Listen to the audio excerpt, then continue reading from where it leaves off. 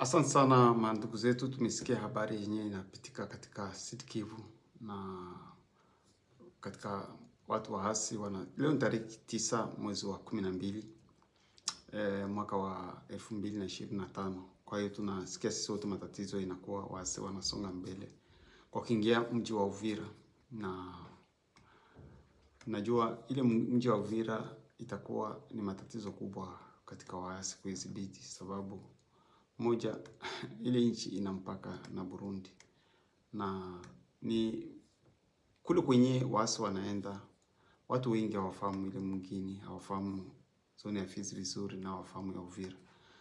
Na kama Burundi haiko katika ngambo ya waasi, itakuwa nguvu sana kwa ile mwingine kuidhibiti, itawakujia nguvu sana kuidhibiti vizuri. Na hiyo watu wa Uvira hatujui, kwa hiyo matatizo yangali njo yanaanza.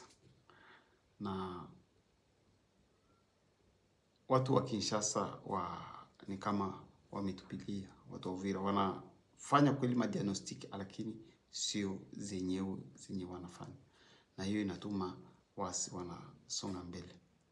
Na wasi kwa ile fasi wanafikia inakuwa pointi nguvu sana ya hii vita yote yenye wanaendelea nayo, na ni sehemu itakuwa nguvu sana kuidhibiti kwa muda mrefu, sababu ile sehemu ni sehemu iko vibaya sana.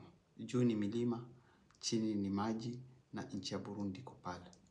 Na ile yote wanaita Plaine de Ruzizi, ni wakati yote mbiskade inaweza katokea.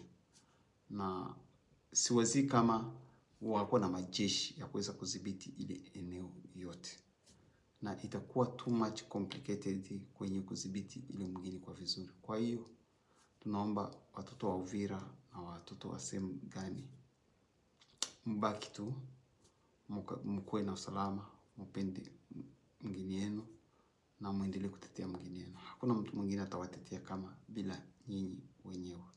Kwa hiyo mfanye lolote kurudi amani katika nchi ya pale sehemu ya Uvira. Watu wenyewe Kinshasa hatuelewi wako vitu gani, havieleweki kabisa.